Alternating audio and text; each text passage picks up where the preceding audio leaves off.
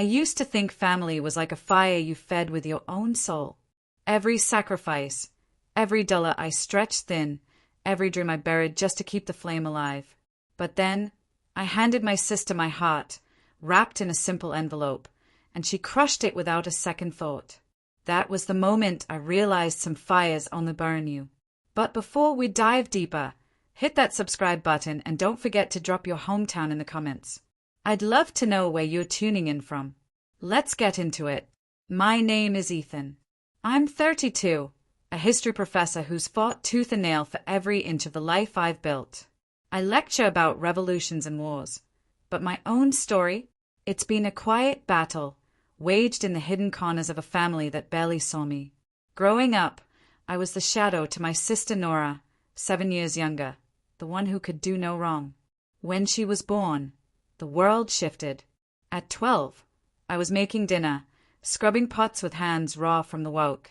At 14, I was walking her to school through the snow, her tiny hand tucked in mine. My parents, always absent, always distracted. Ethan, pick up Nora from practice. Ethan, help her with her homework. By 16, I was more of a father than a brother. I didn't resent her for it. She was just a kid, naive, oblivious to the weight she carried. But that weight, year after year, grew heavier until it nearly crushed me. At 18, I broke free. College was my escape. Late nights, ramen noodles, the promise of a life that was finally mine. I earned my degree, landed a teaching job, and rented a tiny apartment with a view of city lights, small but mine. And then the call started. 5 years ago, Nora got into a private art school. The tuition, $15,000 a year. My parents, as usual, couldn't help. They asked me to cover half. Half. That was my grocery budget for months, my savings, my travel fund for the Greece trip I'd dreamed of since I was a kid. But I said yes because that's what I always did.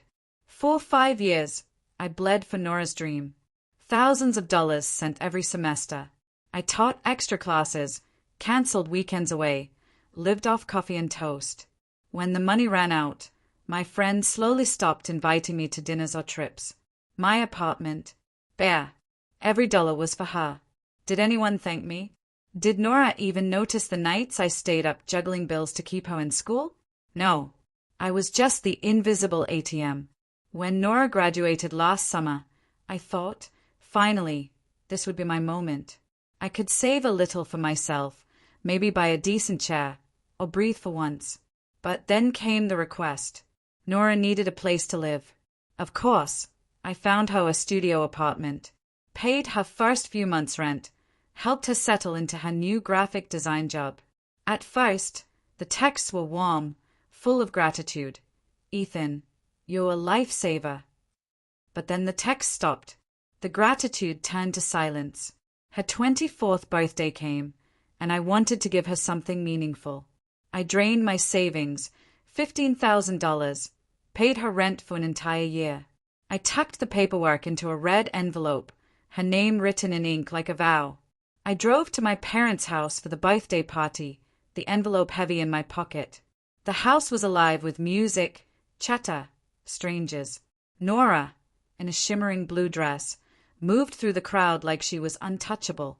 I hugged her, but she was already pulling away, caught in someone else's orbit. Dinner was chaotic. Pasta, wine, and everyone fawning over Nora. Then my mom stood up, her voice thick with pride. "Nora, you're our star," she said, gesturing out the window. There it was, a white convertible with a bow tied across its hood. Nora gasped, tears in her eyes, and ran outside. The crowd followed, phones flashing, cheers erupting. A car. A gift. My parents had bought her a car.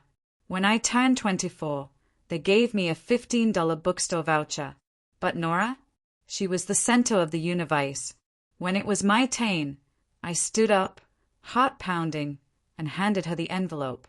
"Happy birthday," I said, barely above a whisper. She ripped it open, her eyes scanning the papers, her face twisted in disbelief. "What's this?"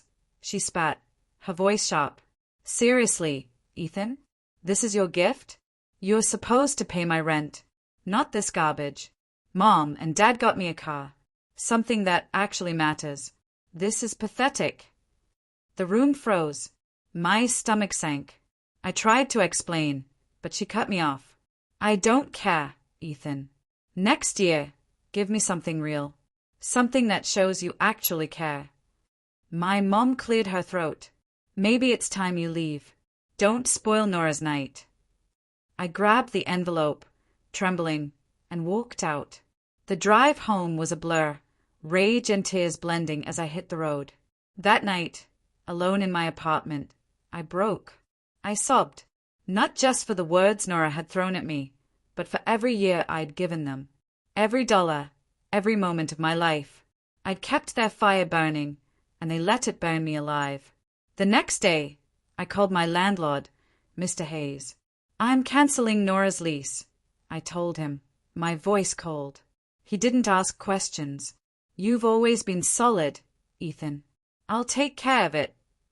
A week later, Nora was out. My phone lit up with calls. Nora, my parents, pleading, shouting, crying. I ignored them, blocked them. When they knocked on my door, I locked it and turned away. Last month, they begged me to cover the car payments they couldn't make. I laughed, bitter, cold, and hung up. The car was repossessed. Nora's back at home, struggling. Do I feel guilty? Not for a second.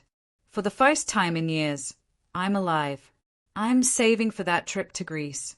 I bought a new desk, one that doesn't wobble. I'm living for myself.